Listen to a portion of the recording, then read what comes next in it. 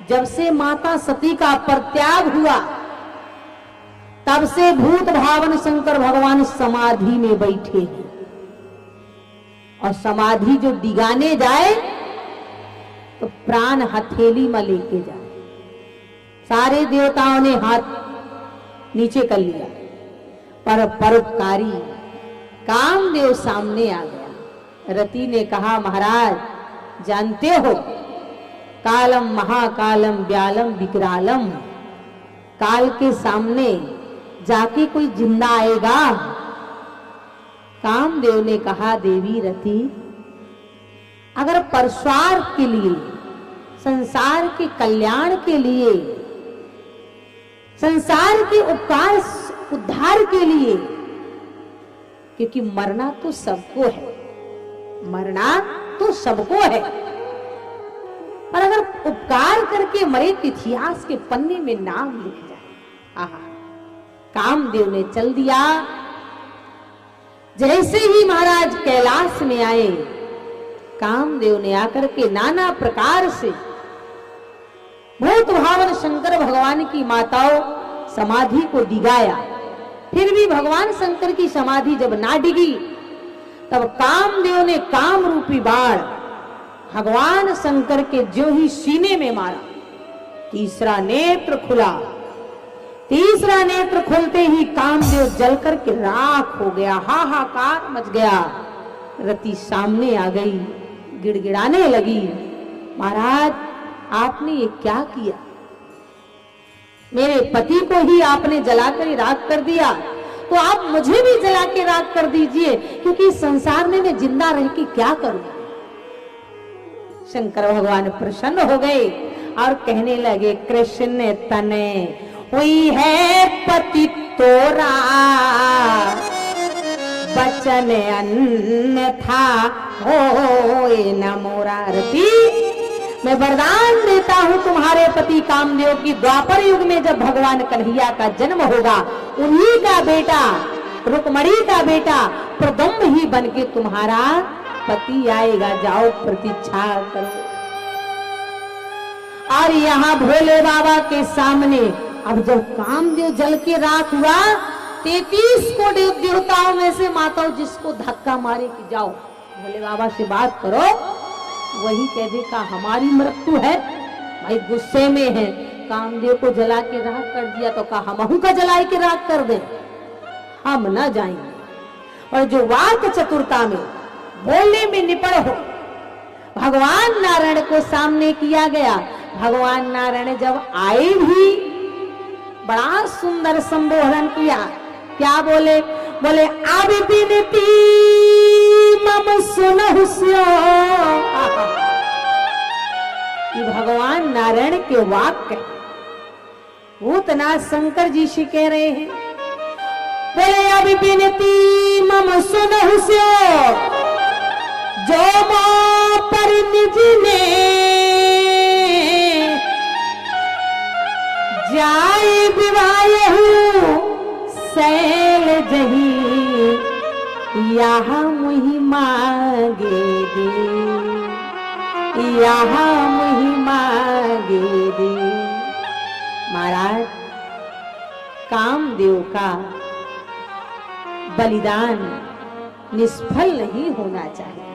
ये 33 कोट देवताओं को आप देख रहे हैं, लाइन लगाई, थर थर कांप रहे हैं। तारकासुर ने जब से सिंहासन स्वर्ग खाली कराया है, ये इधर उधर भटक रहे हैं। तो सरकार अपने लिए नहीं, जन कल्याण के लिए, समाज के उद्धार के लिए आप पुनः विवाह करें। शंकर जी मुस्कुरा दिए, और जब कोई मुस्कुरा दे तो समझ लीजिएगा कि उसका गुस्सा नहीं है। शंकर जी मुस्कुरा के कहे, नारायण जिसका एक बार पत्नी मर गया हो, क्या दोबारा उसे कोई बेटी देगा? क्यों भाई बोलिए, दोबारा उसे कोई बेटी देगा? लोग कहेंगे एक बार के तो पत्नी खटानी नहीं है, टिकी नहीं है, दोबारा काम इसका ब्याह करेगा। भगवान नारायण बोले चिंता मत करिए सरकार, आप तो हाँ करिए, कन्या भी तैयार है, कन्या का पिता भी तैयार है। और ऐसा ही नहीं सरकार, आप हाँ बोलिए, चट मंगनी पट बिया। शंकर जी बोले वाह, कौन है? नारायण बोले आप, कहा गया है ना, आम खाइए पर दाम मत पूछिए, आप तो बियाह के लिए हाँ कहो। तब शंकर जी तुरंत कहने लगे, सिरे धरे आयसु। भाई अगर आपका आदेश है, आज्ञा है जन कल्याण के लिए, तो सिरे धरे आयसु करही तुम्हारा परम धर्म यहाँ नाथ है हमारा। आपकी आज्ञा सिर में रखता हूं। नारायण बोले ना बाबा, बाबा ये ना बना। बोले क्यों? नारायण ने कहा सिर में आज्ञा रख लिया और सिर से बह रही है गंगा, और कहीं मेरी आज्ञा गंगा जी के धार में बह गया तो बेटी वाला तो दरवाजा में ही खड़े रहेगा ना। आप कहोगे नारायण हमको याद ही नहीं रहा, तो आपकी आज्ञा तो गंगा जी में बह गया। दिल से लगाइए। क्यों? कभी कभी जब लड़ाई झगड़ा हो जाता है ना, क्यों यहां भी होता है, ये तो भाई माया नगरी है, गांव देहातों में ज्यादा झगड़ा लड़ाई होता है, पर यहाँ की माताएं बहनें सराहनीय वंदनीय है। एक गांव देहात में हम कथा कर रहे थे, सीधा रायपुर छत्तीसगढ़ से आ रहे हैं। कभी कभी ऐसा होता है कि गांव देहात ही जाना पड़ता है। तो गांव देहात में हम कथा कर रहे थे, तो सत्य घटना बता रहे हैं। माता जी, एक माता जी बार बार खड़ी हो जाए, आज जब माता जी बार बार खड़ी हो जाए तो हमने मन से ही बोल दिया, हमने कहा माता जी शांति के साथ बैठ जाइए, माता जी शांति के साथ बैठ जाइए। भाभी जी सत्य घटना बता रहे हैं। तो माता जी हमारी तरफ बड़ी जोर से देखी, बड़ी बड़ी आंखें निकाल के, तो हम कहें आप ही से कह रहे हैं शांति के साथ बैठ जाइए। तो मंच के पास में आ गई, कहने लगी सुनिए संध्या जी, हम बिना कथा सुने घरे जा सकते, बिना कथवा सुने घरे जा सकते, पर शांति के साथ नहीं बैठ सकते। हमको कहे शांति के साथ कहीं नहीं बैठ सकती हो? बोले शांति हमारी जिठानी का नाम है, शांति हमारी जिठानी का नाम है, और 3 साल से झगड़ा चल रहा है, शांति के साथ कैसे बैठ जाए? मिला भी मिला का मिला को सबके साथ बैठ सकता, पर इसके साथ नहीं बैठ सकता। तो ये शहरों में नहीं होता है, ये गांव देहात का होता है।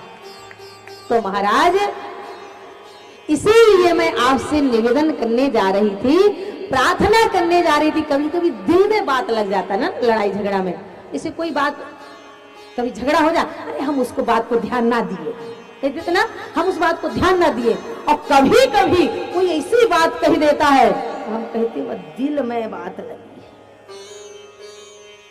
बंदूक की गोली मारती तो एक बार में मार देती, और इसकी बोली आज भी मेरे सीने में लगी है। जब याद करती हूं तो लगता है इसकी शकल ना देखी। तो वही भोले बाबा से आज भगवान नारायण कह रहे हैं, सरकार आज्ञा सिर में नहीं हृदय में रखिए, सीने से लगाइए।